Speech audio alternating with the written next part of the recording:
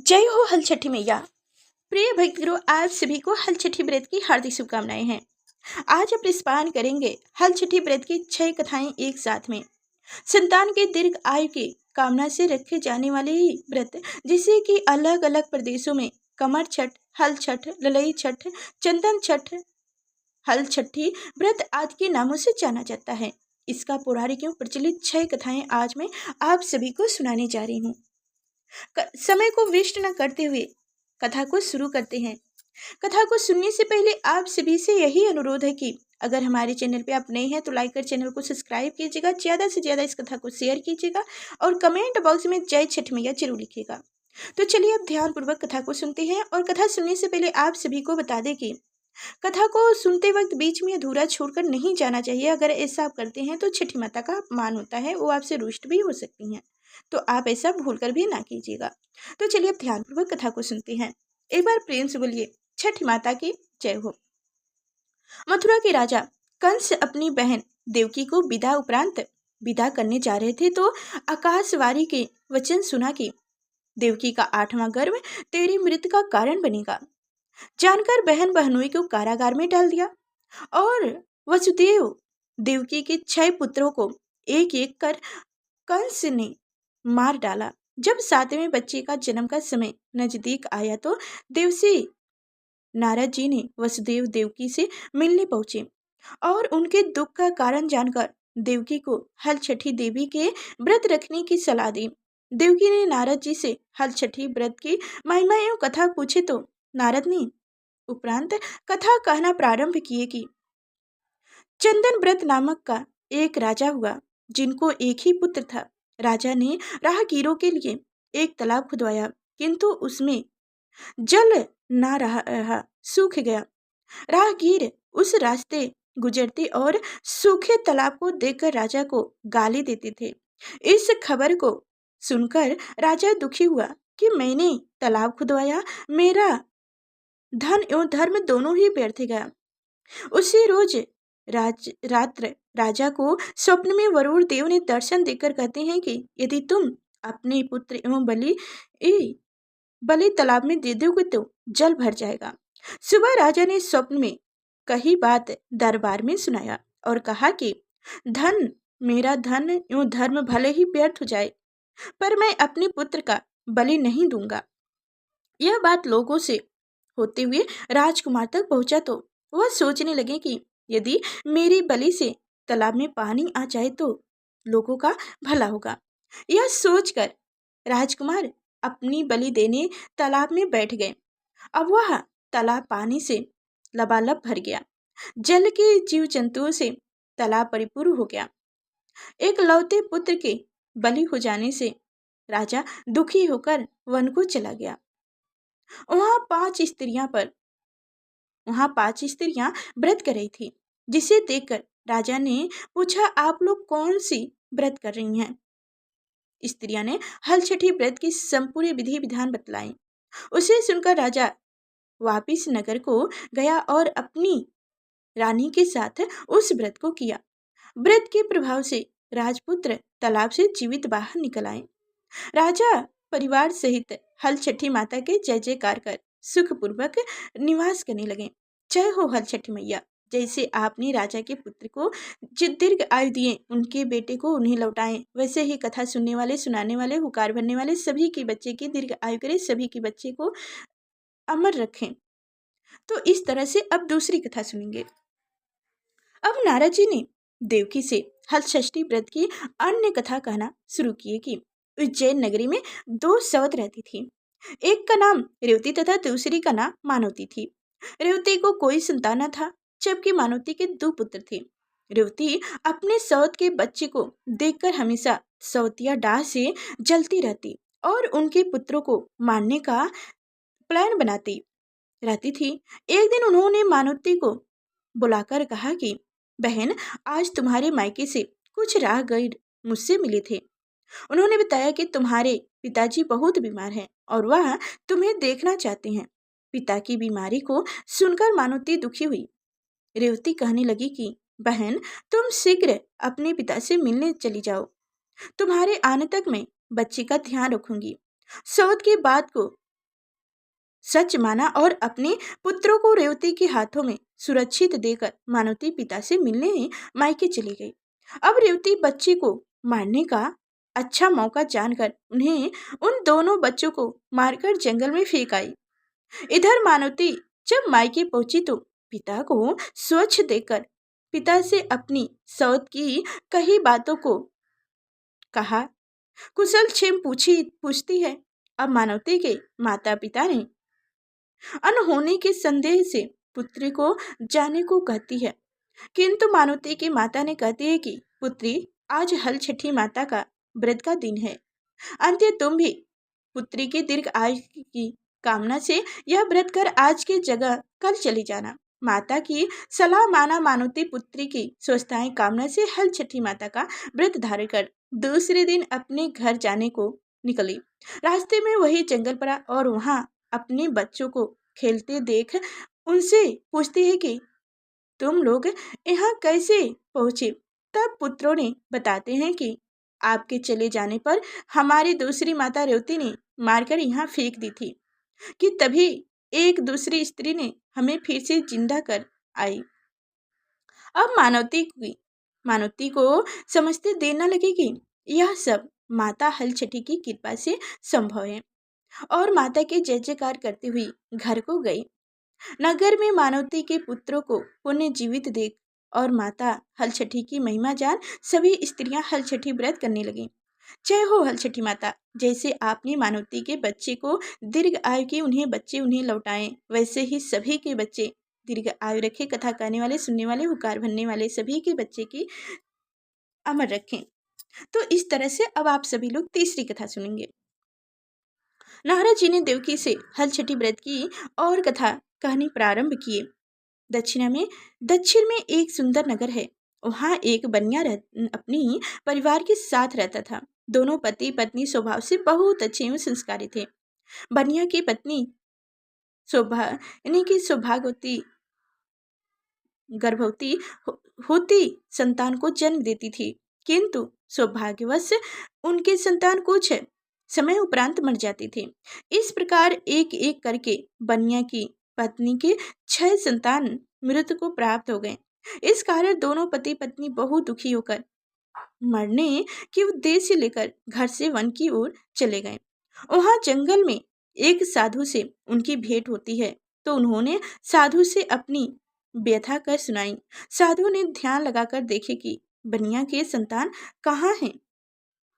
साधु ध्यान में यम, कुबेर, वरुण, इंद्रिय लोक में ढूंढे, किंतु जब वहां बनिया के बच्चे नहीं मिले तो साधु ब्रह्मलोक को गए। वहां साधु ने बनिए के सारे संतान को देखकर उन्हें अपने माता पिता के पास लौटने का आग्रह किए।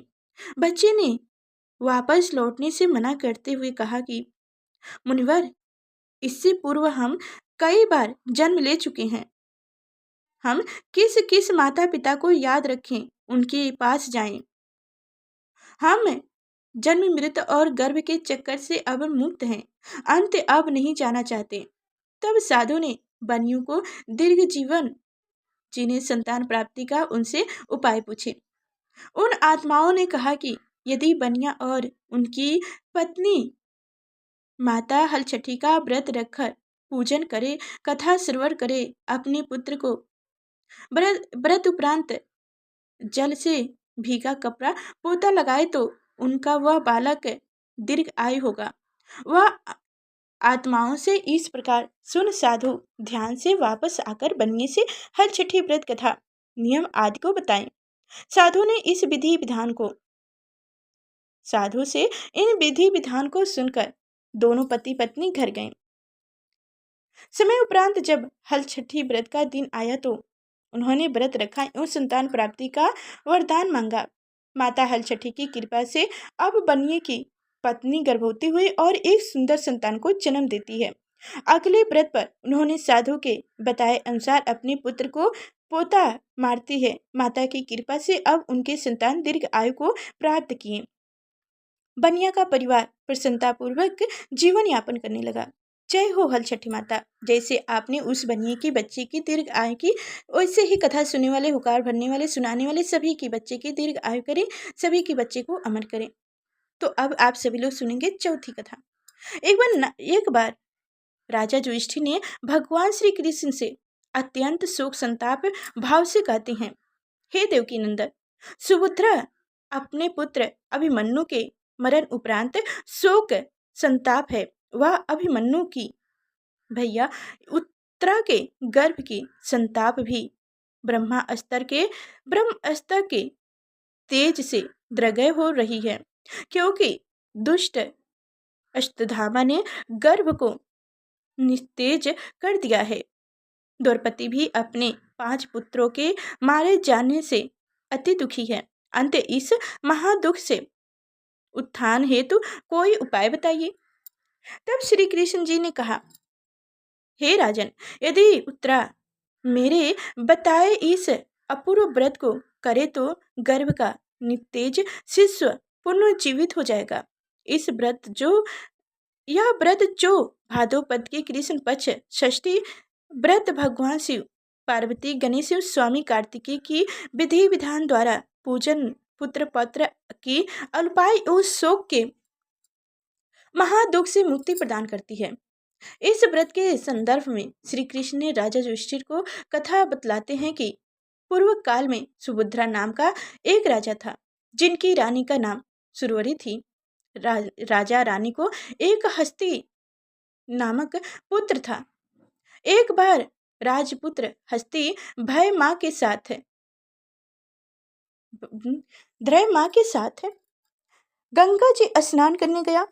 बाल स्वभाव वश हस्ती जल में खेलने लगा।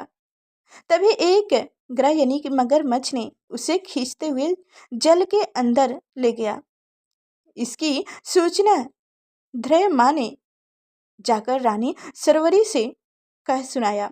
इस पर रानी ने क्रोधवश धय के पुत्र को धधकती हुई अग्नि में डाल दी।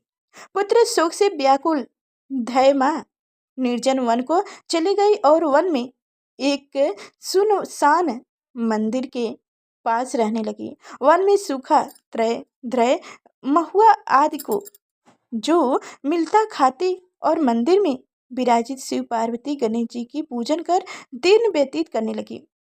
इधर नगर में एक अद्भुत घटना घटती हुई कि धैर्य माँ का पुत्र आग की भट्ठी से जीवित निकल आया और खेलने लगा।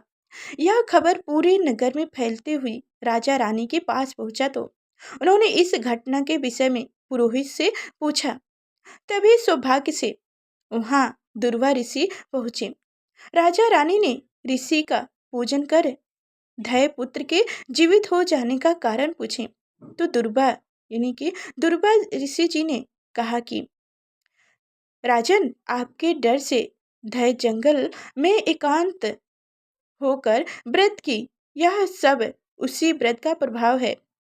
अब राजा रानी सभी नगर वासियों के साथ दुर्वा ऋषि जी की अनुगई में उस जंगल में धैर्य के पास उस व्रत के विषय में अधिक जानकारी पूछा। तब धैर्य ने कहा कि राजन, मैं पुत्र शोक से दुखित होकर यहाँ रहने लगी और यहाँ व्रत ग्रहण कर भगवान शिव, माता पार्वती, गणेश जी और स्वामी कार्तिकेय का पूजन कर सुख, त्रय, धान्य, महुआ आदि खाकर रहने लगी। तब रात को मेरे स्वप्न में शिव परिवार के दर्शन हुए और तुम्हारा पुत्र जीवित हो जाएगा वरदान दिए। अब रानी ने व्रत के विधि विधान को पूछा तो दुर्वा ऋषि जी ने हल षष्ठी व्रत की संपूर्ण विधि विधान बतलाए। राजा रानी ने हल छठी व्रत की महिमा जानकर व्रत को किया। व्रत के प्रभाव से राजपुत्र हस्ती ग्रह के चंगुल से छूटकर खेलते हुए नगर आया। अपने पुत्र को पाकर राजा रानी सुखी हुए और भय भी पुत्र के साथ प्रसन्न होकर निवास करने लगी। वही बालक हस्ती आगे चलकर परम प्रतापी हुआ और अपने नाम के हस्तिनापुर को बसाया।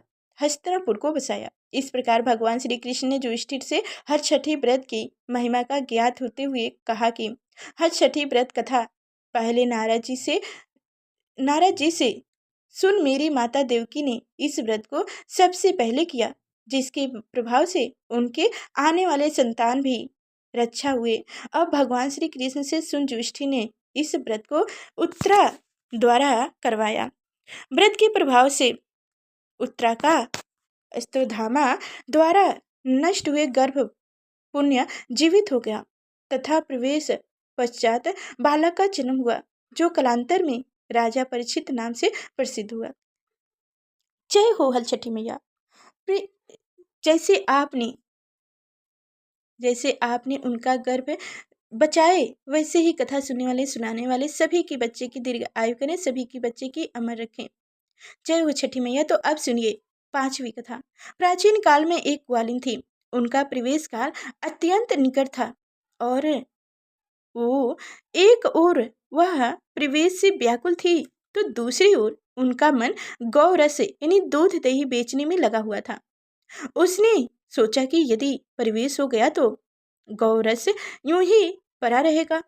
यह सोचकर उसने दूध दही के घड़े सिर पर रखा और बेचने के लिए चल दी, किंतु कुछ दूर पहुंचने पर उसे अहसनीसी यानी कि असहन प्रवेश पीड़ा हुई।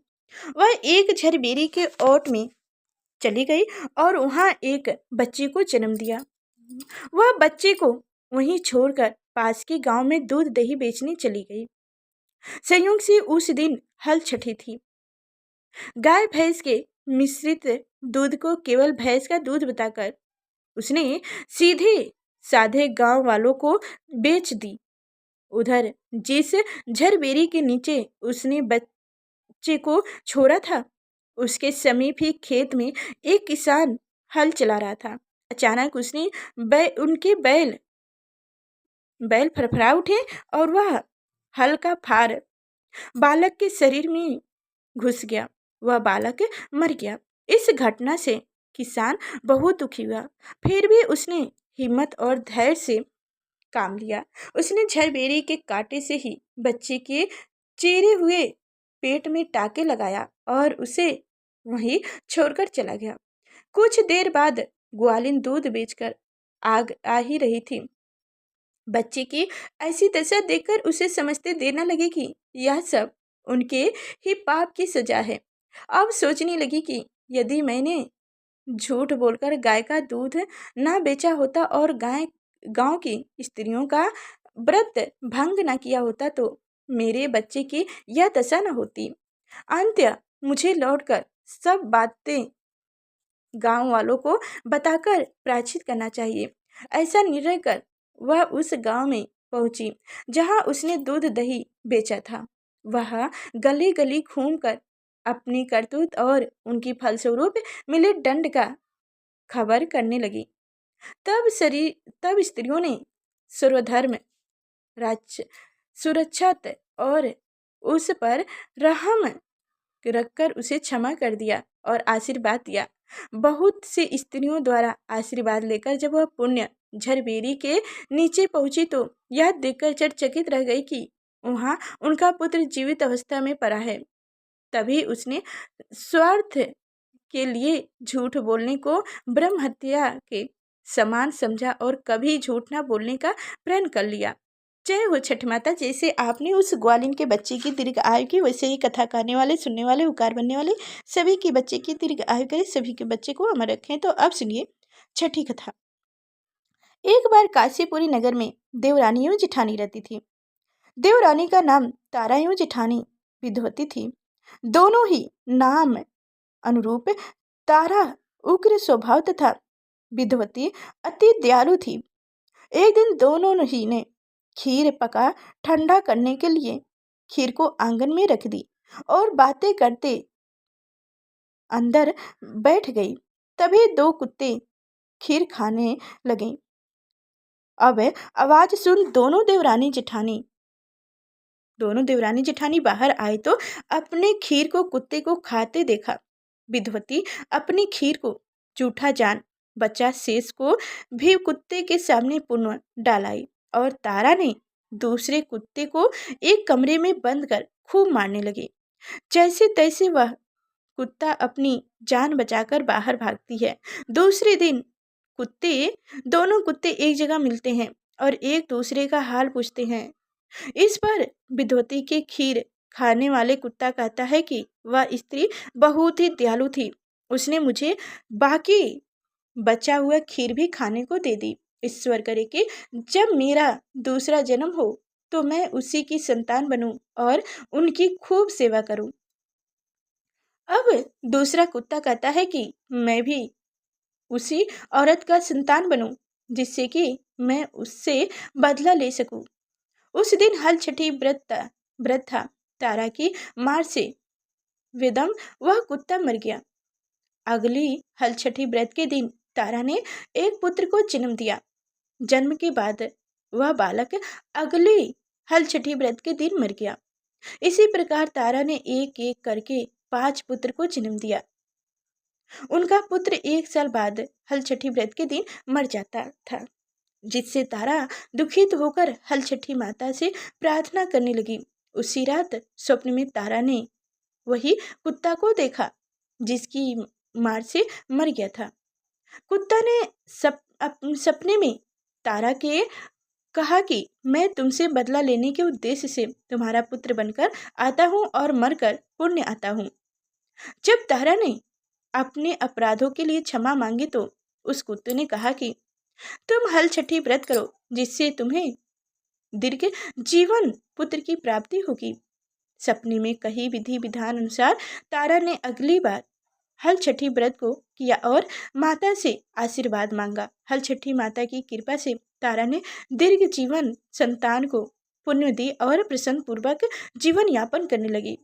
इधर विद्वती ने भी हल छठी व्रत कर माता की कृपा से एक सुंदर सुशील पुत्र को जन्म दी और सुखपूर्वक निवास करने लगी। जय हो छठी माता। जैसे आपने उन्हें उनके बच्चे की दीर्घ आयु की, उससे कथा कहने वाले, सुनने वाले, उपकार भरने वाले सभी की बच्चे की दीर्घ आयु रखें। तो प्रिय भक्तगणों, अगर आप सभी लोग हमारी कथा पूरा अंत तक सुने हैं तो आप सभी से यही रिक्वेस्ट है कि सभी लोग कथा सुनने में दान दक्षिणा देते हैं, पर आप लोग दान दक्षिणा की जगह एक लाइक और कमेंट और इस कथा को ज़्यादा से ज़्यादा शेयर कर और कमेंट बॉक्स में जय छठ मैया जरूर लिखिएगा। इसी में ही हमारी खुशी है। फिर मिलेंगे अगले नेक्स्ट वीडियो में, तब तक के लिए धन्यवाद।